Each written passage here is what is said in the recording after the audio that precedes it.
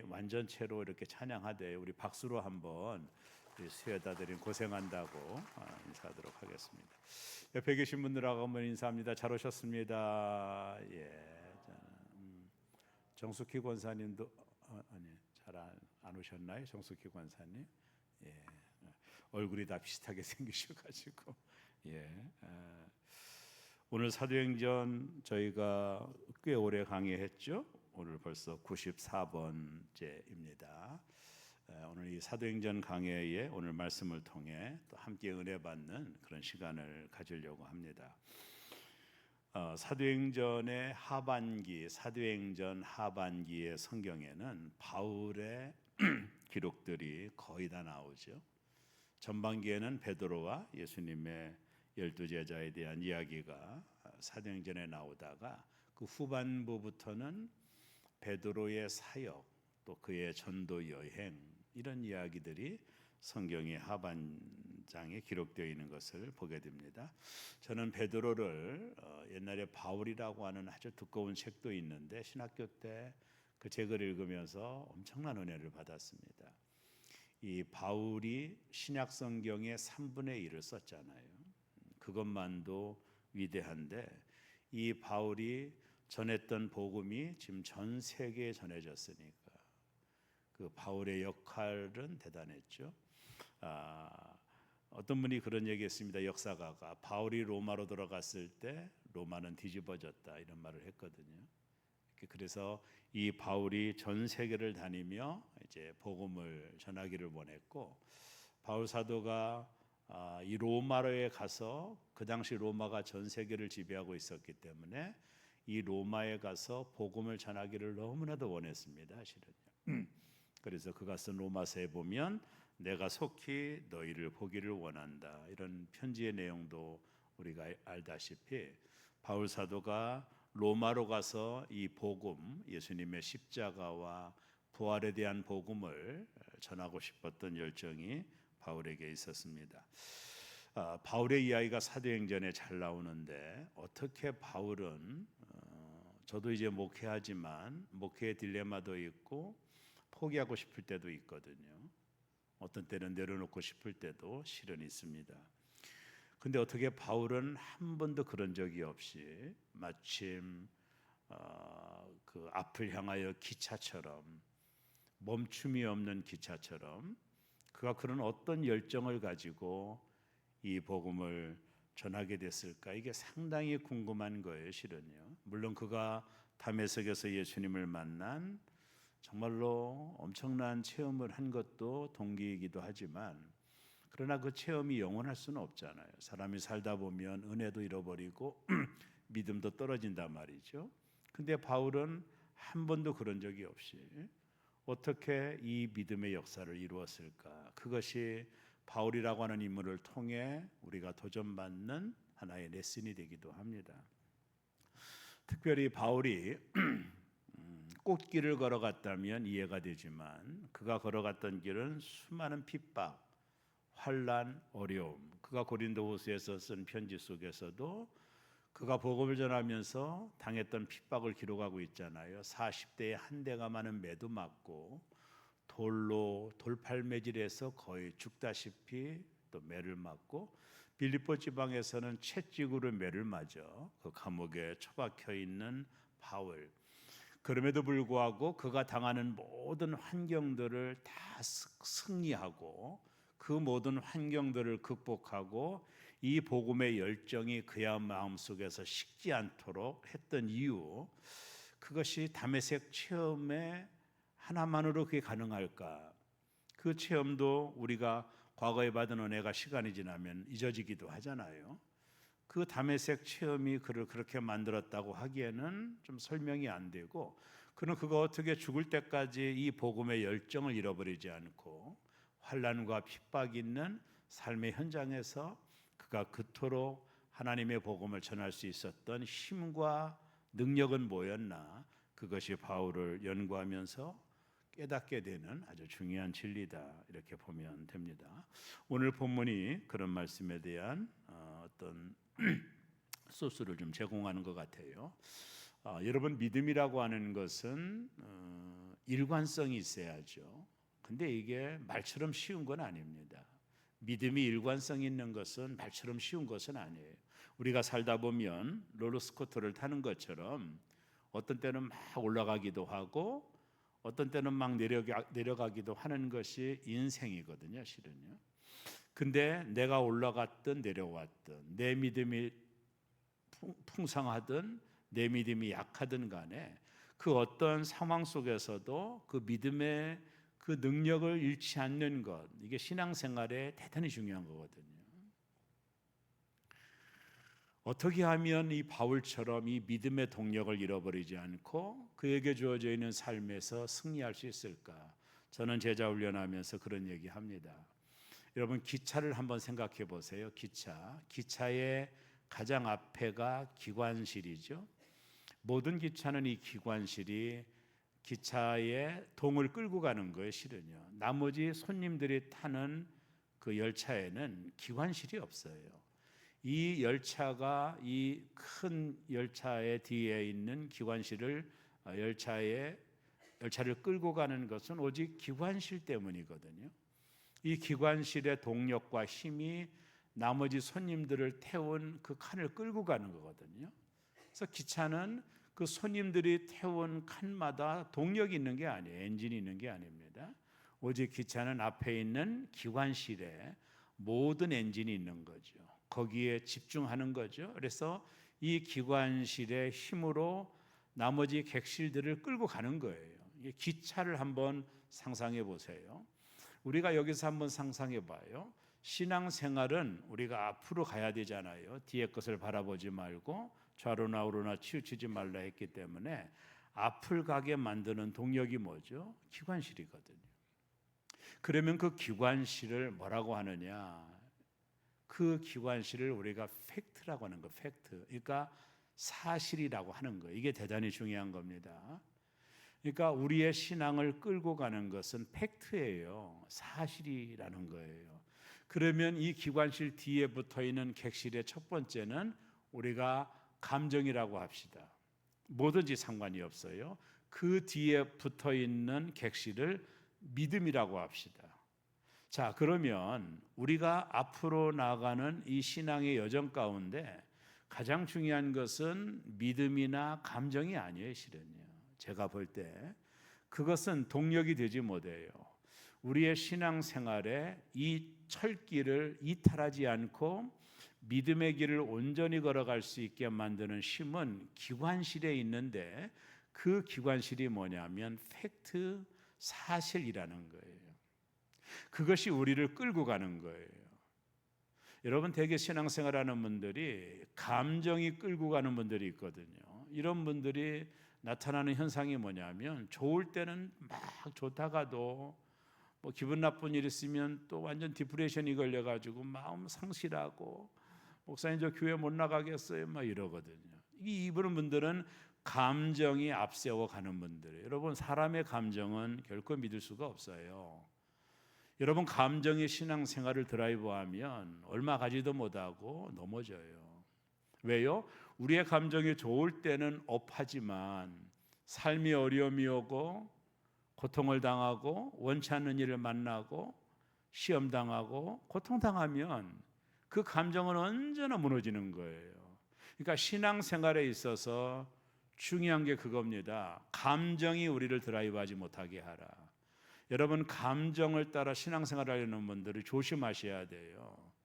여러분 감정이 뭐예요? 내가 기분이 좋을 때는 막 할렐루야 하다가도 뭐 기분 나쁜 일이 있으면 그냥 완전히 넉다운이 되고 신앙의 동력을 잃어버리고 그러니까 신앙이 일관성이 없고 앞으로 나갈 수 없는 거예요.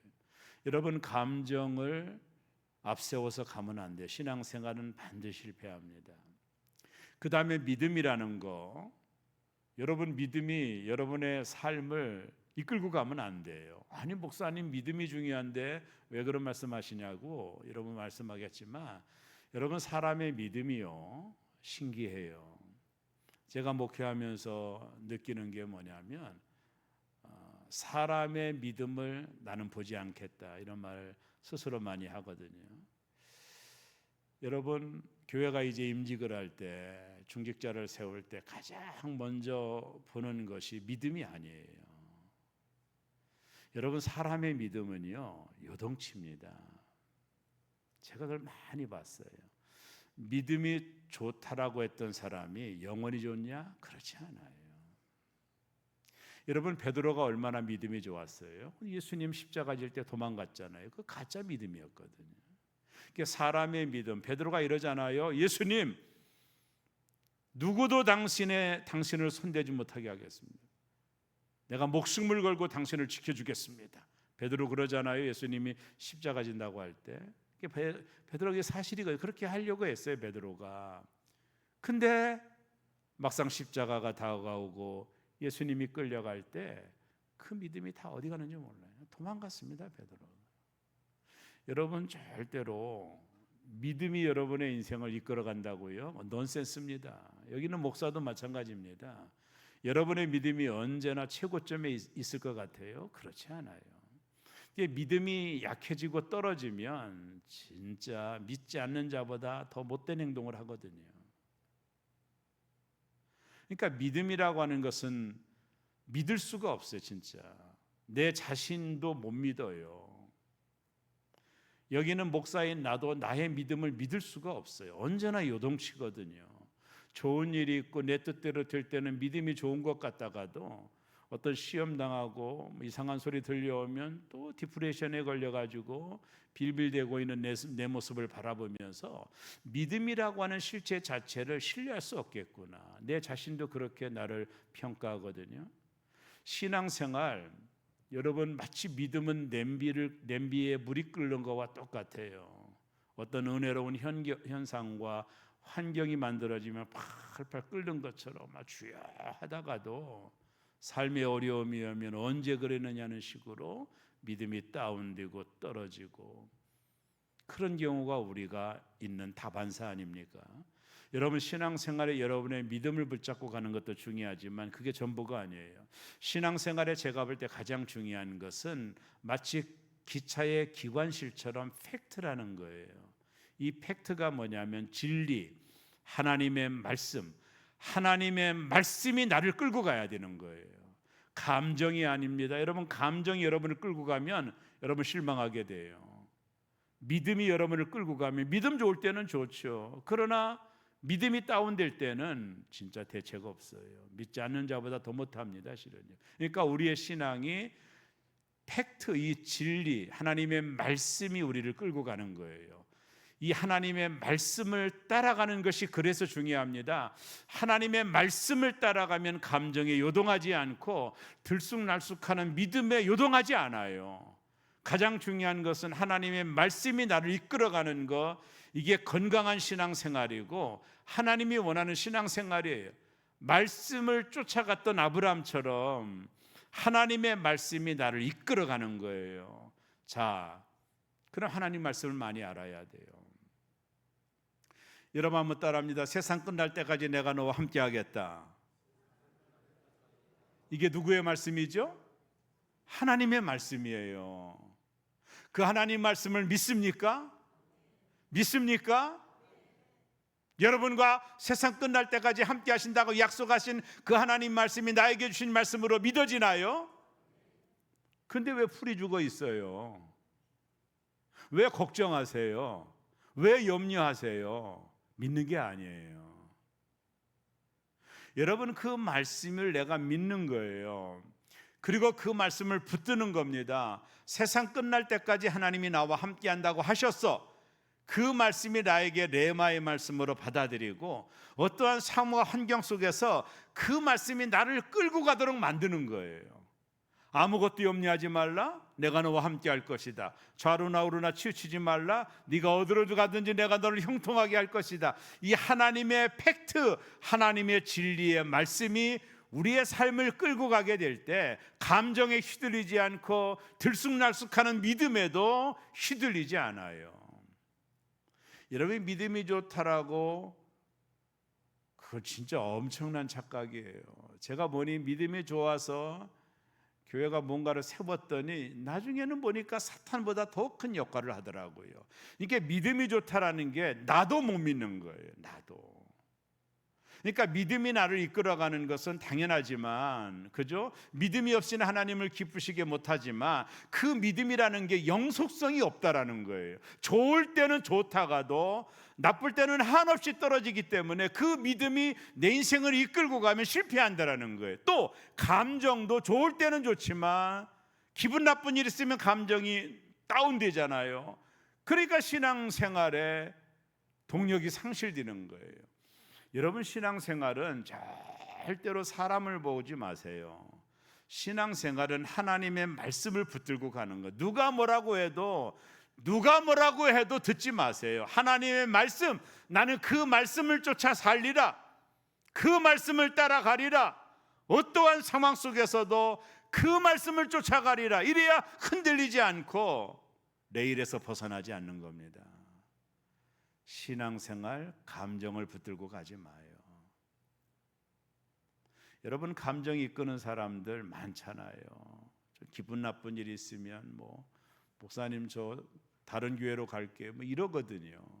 저 교회 안 나갈게요, 이런 말을 하거든요. 신방 가면 감정이 이 사람을 이끄는 거예요. 사람의 감정이 좋을 때도 있지만 언제나 좋지 않잖아요. 우리가 알다시피. 그러니까 신앙생활에 기쁨이 없는 거예요. 왜요? 감정이 요동치니까. 믿음도 요동치니까 신앙생활에 정함이 없는 거예요. 그러나 신앙생활을 정말로 행복하게 하는 사람들은 감정과 믿음이 이끄는 사람들이 아니에요. 하나님의 말씀이에요. 그 말씀을 내가 붙들고 가는 거예요. 누가 뭐라고 해도 상관없어요. 휘둘릴 필요도 없고 기분 나빠할 필요도 없어요. 그 하나님의 말씀이라는 이 팩트, 이 진리가 나를 이끌어가는 거예요. 그래야 신앙생활에 요동이 없습니다. 여러분, 오늘은 좋았다 내일은 나쁘고 이러면 안 돼요. 신앙생활은 일관성이 있어야 되고, 일관성 있는 신앙생활을 하려면 사람을 보면 안 돼요. 누구를 봐요? 하나님의 말씀이에요. 그 하나님의 말씀에다가 나의 모든 삶을 픽스하는 거예요. 거기에 고정시키고 그 말씀을 따라 살아가는, 그게 이제 시편 1편이에요. 복 있는 사람 나귀의 꾀를 잡고 죄인에게 오만하지 않지 않고 오직 여호와의 율법을 주야로 묵상하며 그 말씀 기록된 대로 행하는 자, 하나님 말씀에 자신의 삶에 포커스를 맞추는 자, 이런 사람은 시냇가에 심은 나무처럼 시절을 쫓아 열매를 맺으리니 그 행사가 모두 형통하리로다 그랬거든요. 신앙생활에 가장 중요한 건 하나님의 말씀, 그 진리의 말씀이 나를 드라이브할 수 있게 하셔야 돼요. 사람을 보거나 그러지 마세요. 마음 아파할 필요도 없어요. 여러분 손해입니다. 하나님의 말씀을 보고 그 말씀에 승부를 걸고 그 말씀을 쫓아가면 우리의 신앙에 나머지 믿음과 감정은 따라오는 거예요. 그것이 앞서가면 안 돼요. 그럼 여러분 행복한 신앙생활 하기가 어려워요. 오늘 바울을 보며 그것을 느끼는 겁니다. 여러분, 사람이 모두에도 말했지만 처음에는 믿음이 좋고 나쁜지를 모릅니다. 사람이 믿음이 좋고 나쁜 것을 평상시에는 알 수가 없어요. 언제 그 믿음이 드러나느냐 하면 어려움이 올 때예요. 고난과 어려움이 올 때, 그때 그 믿음이 드러나요. 이 본질이 나오는 거예요. 우리가 다 좋을 때는 그 믿음을 평가할 수도 없고 그 사람이 가진 믿음을 알 수도 없어요. 근데 삶의 어려움이 오고 고난이 오고 역경이 오고 그럴 때, 그때 비로소 우리의 믿음의 수준이 드러나는 거예요. 고난이 없으면 우리의 믿음이 평가가 되지 않아요. 그래서 하나님은 이 고난이라는 시험을 주시는 거예요. 여러분, 시험이 없으면 평가를 받지 못해요. 학생들에게 왜 시험이 필요해요? 그 학생의 실력을 알아보기 위한 거예요. 그래서 하나님은 우리를 시험하는 이유가 뭐냐면 우리의 믿음을 알아보기 위한 거예요. 그래서 어려움이 오고 환난이 오고 역경이 오고 고난이 올 때, 그때 비로소 내가 얼마를 믿었느냐는 아무 소용이 없어요. 그때 나의 믿음이 진면목이 드러나는 겁니다. 평상시에는 모르고 잘 될 때, 잘 나갈 때는 믿음의 바로메트를 잴 수가 없어요. 내가 원하지 않는 일을 만나고 고난을 당하고 어려움을 당하고 역경을 만날 때 그때 비로소 나라고 하는 사람이 가지고 있는 믿음이 어느 정도인지를 알 수가 있는 거예요. 그래서 하나님은 우리에게 시험을 주시고 테스트라고 그러죠. 시험을 주시고 우리의 믿음을 평가하시는 거예요. 여러분이 그 하나님의 시험에 통과하지 않으면 다음 단계로 갈 수가 없어요. 다음 단계가 업그레이드가 안 돼요. 여러분 수학 문제도 못 푸는 애를 어떻게 중학교에 입학시킬 수 있겠어요? 그러니까 하나님이 우리를 테스트할 때 아브라함을 테스트하잖아요. 이 테스트는 우리의 믿음을 가늠하기 위한 거예요.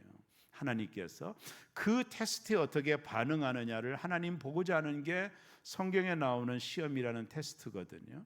학생들이 시험을 봐야 점수를 알 수 있고 뭐가 부족하고 뭐가 약한지를 알아서 컴프라치를 할 수 있는 것처럼 신앙도 마찬가지. 우리의 삶에 하나님이 테스트 하시거든요.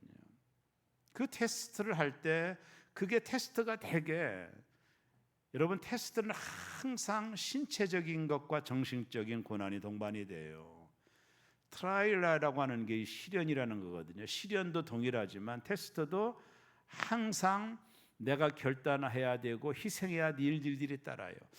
하나님이 아브라함을 테스트할 때 자식 죽이라고 그러잖아요. 그런 것이 따라온단 말이죠. 내가 진짜 포기해야 될 수 있는지 그것을 하나님이 시험하는. 여러분 걱정하지 마세요. 저나 여러분은 하나님이 그런 시험하지 않습니다. 그 정도 수준은 우리가 안 돼요. 하나님이 감당할 시험만 허락하신다고 했잖아요. 그래서 이 테스트는 실제적인 희생이 따르는 거예요. 실제적인 희생이 따릅니다. 여러분 아브라함을 그냥 테스트할 때 그냥 테스트한 게 아니에요. 자식을 죽이라는 실제적인 명령을 하신 거예요.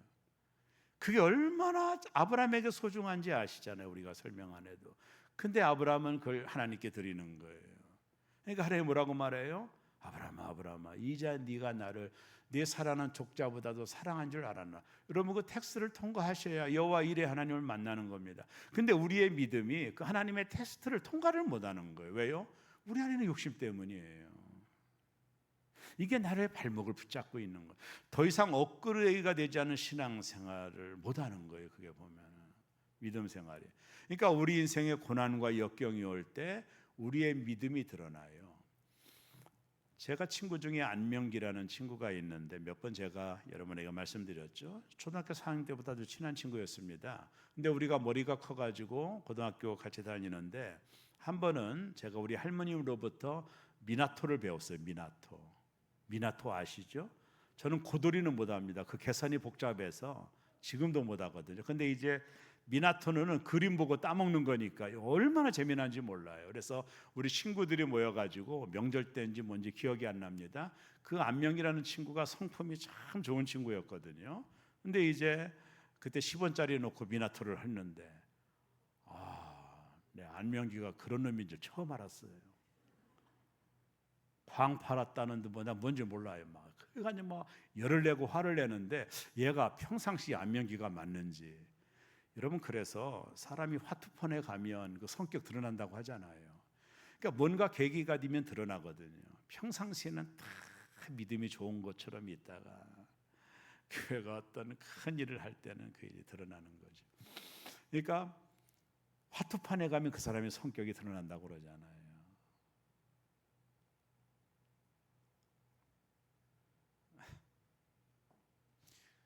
그러니까 우리가 어려움이 오고 고난이 오고 역경이 올 때 그때 우리의 믿음이 이렇게 드러나는.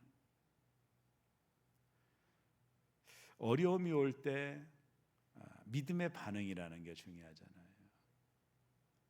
믿음은 반응이거든요. 어떤 사람들은 이제 끝났어. 나는 불가능해.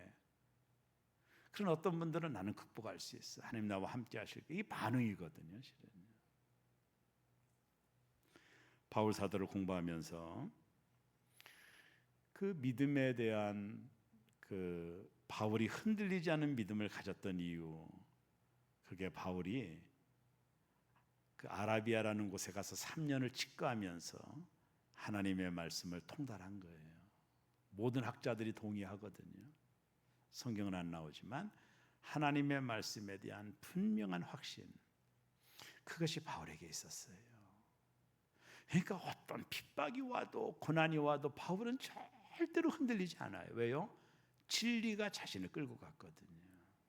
그는 감정에 휘둘리지 않았어요. 그가 감정에 휘둘렀다면 1차 선교여행 끝나고 다 포기했을 겁니다. 기분 나쁘다고. 가는 곳마다 매맞으니까 하나님 앞에도 불편하게 생각했을 거 아니에요. 그러나 그는 감정에 자신의 인생을 맡기지 않고 그가 보았던 하나님의 말씀, 그가 깨달았던 하나님의 말씀, 자신에게 주어져 있는 레마의 말씀을 분명히 붙잡고 그의 인생을 살아갔기 때문에 좌로나 우로나 치우치지 않고 하나님 앞에 귀하게 쓰임받을 수 있었던 것이죠. 시간이 많이 가 죄송하지만 다음 주에 연결해서 하겠지만 오늘 바울이 벨릭스 총독 앞에서 자신을 변론하는 장면이 나오거든요. 여러분, 사람이 이 정도 되면 흔들릴 수도 있겠잖아요. 바울은 전혀 흔들리지 않아요. 황제 앞에서도 흔들리지 않아요. 누구 앞에서도 비굴하지 않아요. 누구 앞에서도 아부하지 않아요. 이게 바울이 가지고 있었던 믿음, 진리에 대한 믿음, 신앙에 대한 믿음이었어요. 사랑하는 교우 여러분, 저와 여러분이 신앙생활 하는 동안에 우리가 정말로 분명히 가지고 있어야 될 것은 하나님의 말씀이 나를 이끌어가는 거예요. 감정을 내세워 신앙생활 하지 마세요. 여러분, 그러면 기분 더러워서 신앙생활 못해요. 얼마나 미운 사람들 만나는데요. 그러니까 우리의 신앙이 하나님의 말씀을 붙들고 가는 거예요. 뭐라고 하든 간에 매를 때려도 감옥에 쳐넣어도 나는 상관없어. 나는 오직 진리 되신 하나님의 말씀을 붙들고 갈 거야. 이게 롱run하는 길이고 우리가 주님 앞에 서게 만드는 능력이에요. 사랑하는 새롬의 교우 여러분, 여러분의 믿음 여러분도 믿지 마세요. 나는 나의 믿음을 신뢰하기 어려워요. 은혜 받을 때는 믿음이 좋았다가 좀 감정에 상한 이야기 들으면 또 믿음이 그냥 낭떠지로 떨어지는 나를 신뢰하지 않아요. 그리고 이 감정도 막 찬양의 은혜 받으면 할렐루야 하다가도 기분 나쁜 소리 들면 디프레션이 걸리고 막 흔들리는 이 감정 또한 조심하셔야 돼요. 감정이 믿음이 우리를 드라이브하는 게 아니라 하나님의 말씀이에요. 그 말씀을 붙들고 가십시오. 시험 드는 일이 없으실 거예요. 그 하나님만을 바라보고 가세요. 좌로나 우로나도 치우치지 마세요. 사람의 말 한마디에 상처받지 마세요. 여러분을 욕하는 사람들 반응하지 마세요.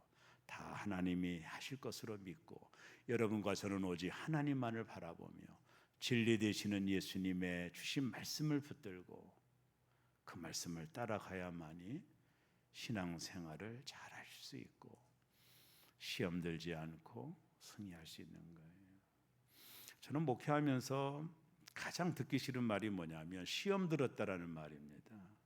아주 그 말은 정말 듣기 싫어요. 신방전사님을 통해서 하루 내내 신방보고가 디모데에 올라오거든요. 제가 다 읽어요. 그리고 필요한 것은 제가 신방 가는데 근데 거기 나오는 내용들을 가만히 읽어보면 목사님, 이 성도님은 누구와 말다툼해 가지고 상처받아서 2주간 안 나오고 있어. 이런 보고가 막 올라오거든요. 아니 어떻게 그렇게 교회 다니도 오래된 분들이 그렇게 반응하는지 모르겠어요.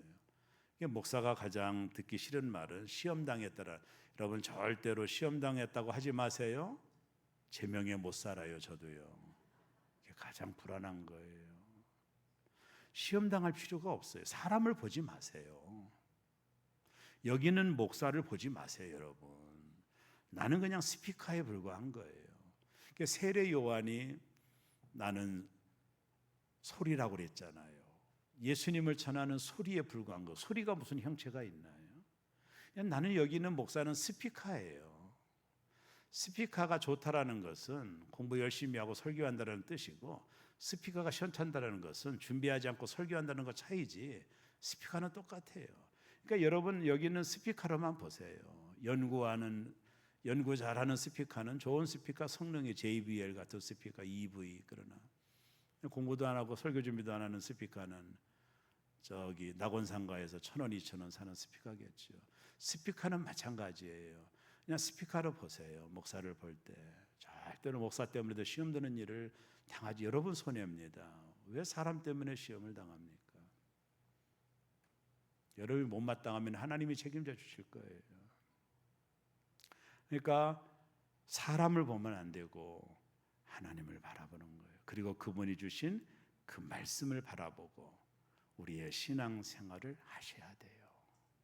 절대로 기분 나빠서 교회 못 나오는다 이런 얘기는 정말 수준 낮은 얘기예요. 그건 감정이 그 사람을 끌고 간다라는 거거든요. 또 좋을 때는 또 엄청 또 좋아요. 또 제가 믿지 않는 분들 중에 유형 중에 한 분이 있어요. 저를 찾아와서 목사님 제가 지금 은혜 받았으니까 뭐든지 시켜주셔요. 저는 절대로 안 믿어요. 뭐든지 시켜주세요. 내년에 뭐 이것도 해주고 저것도 뭐든지 목사님 시켜주세요. 그런 사람들 6개월 넘기는 꼴을 못 봤어요. 사람의 감정은 믿을 게 안 돼요. 그때는 그게 진심이었겠죠. 은혜 받았으니까. 근데 사람이 다 그럴 수는 없어요. 그러니까 감정이 나를 끌고 가도록 하지 마. 기분 나쁘다. 누구 때문에 기분 나빠서 교회 안 나간다. 이러면 감정을 가지고 신앙생활 하는 거예요. 그렇게 하지 마요. 하나님만을 바라보고 그분이 주신 말씀을 굳건히 붙들고 살아가는 거예요. 바울 사도를 연구하다 보면 또 하나 특징이 뭐냐면 바울이 이런 얘기하거든요. 내가 복음을 전하지 아니하면 부득불 내게 화가 될 것이다. 그러니까 바울이 이방인에게 복음을 전하는 사명을 내가 이걸 전하지 않으면 내가 화가 될 정도로 평가를 한 거예요. 그러니까 그렇게 전한 거예요. 그리고 바울의 서신서들 읽어보면 그에게 느끼는 중요한 특징이 뭐냐면 바울은요 하나님을 기쁘게 하는 삶의 목적을 삼은 사람이에요. 바울이 이러잖아요. 내가 사람을 기쁘게 하랴. 내가 사람을 기쁘게 하면 하나님의 종이 아니니라 사람의 종이 이런 말 하거든요. 그러니까 바울 사도는 하나님을 기쁘게 하는 일에 인생의 포인트를 잡고 그 하나님을 기쁘게 하는 것이 이방인의 사도로 불러주신 나를 불러주신 하나님의 뜻에 살아가는 거예요. 내가 이방인들에게 핍박을 당하고 어려움을 당해도 복음을 전하는 것이 내가 할 수 있는 하나님의 최고의 기쁨을 드리는 거로 알았어요. 그러니까 나는 사람의 종이 아니라 하나님의 종이라고 하잖아요. 그러니까 바울은 여기에 올인한 거예요. 여러분 축복과 은혜, 하나님의 은총들은 복잡하지 않아요. 아주 심플하고 단순합니다. 한마디로 말하면 하나님을 기뻐해 드리면 돼요. 하나님을 기뻐해 드리면 돼요. 다른 거 필요 없어요. 하나님을 기뻐해 드리면 하나님도 동의해 주셔요. 하나님의 기쁨이 되는 것 이게 정말로 중요한 거예요. 나는 이런 거를 처음에 이해가 안 됐어요. 하나님이 이런 말을 하거든요. 내가 이새의 아들 다윗을 만나니 내 마음에 합하다.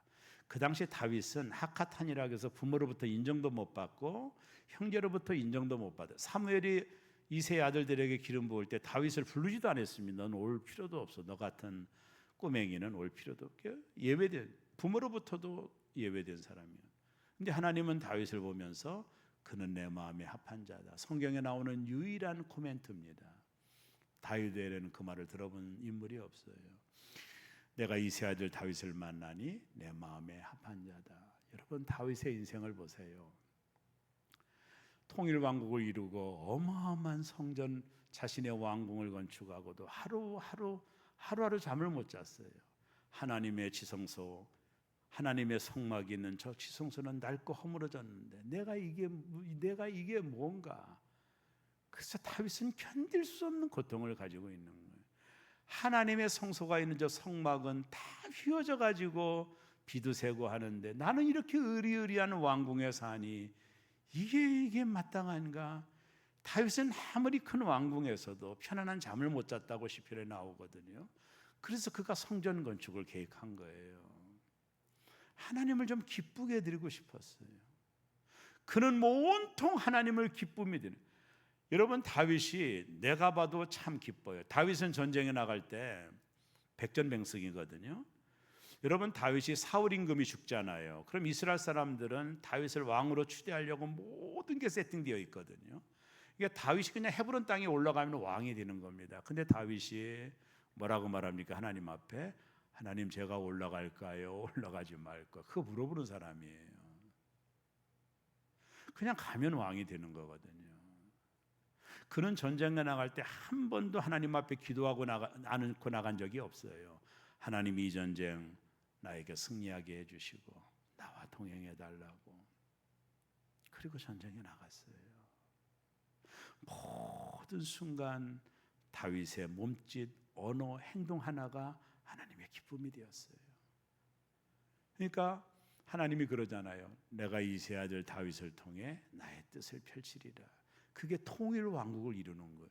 저 인정받던 목동을 하나님이 세워서 이스라엘의 지금까지 역사 이래로 이스라엘 국기에도 들어가는 다윗의 별, 통일 왕국을 세우는 왕으로 하나님이 그를 기꺼이 사용하신 거예요.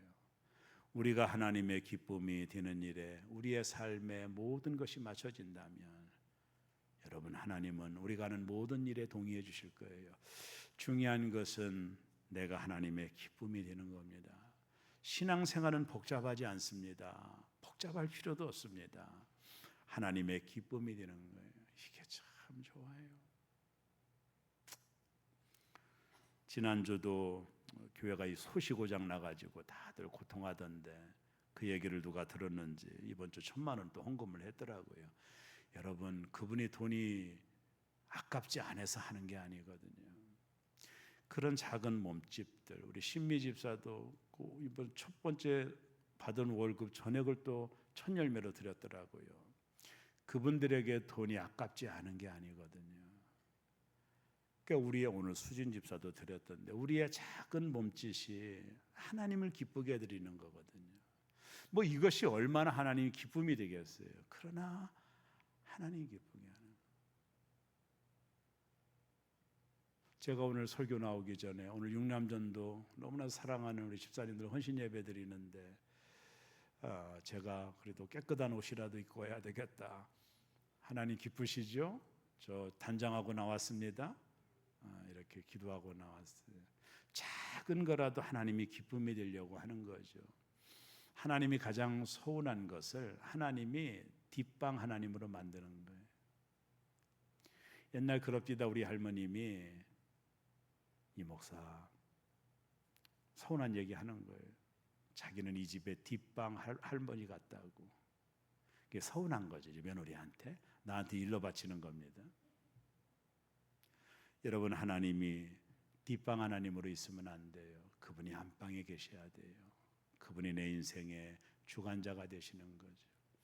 아침에 일어나면 하나님 오늘 하루 시작합니다. 내 심장을 지켜주세요. 하나님, 내가 오늘 누구 만나려고 하거든요. 나와 동행해 주십시오. 내가 이런 프로젝트가 있거든요. 하나님 함께해 주세요. 시간마다. 어른들이 가장 원하는 게 뭔지 아세요? 말을 해주는 거예요. 며느리가 말을 많이 해주는 걸 좋아하잖아요. 알아도 물어봐 주는 거. 그거 시어머님들이 좋아하신다고 그러시더라고요.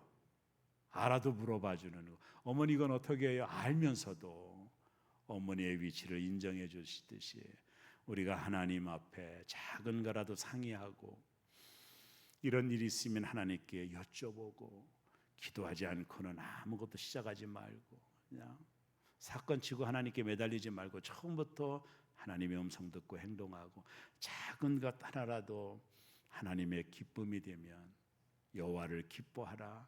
저가 내 마음의 소원을 들어주시리라. 우리가 하나님의 기쁨이 되는 바울처럼 하나님의 기쁨이 되는 저와 여러분 되기를 주의 이름으로 축원합니다. 나 기쁨 되기 원하네 찬양할 텐데요. 가사를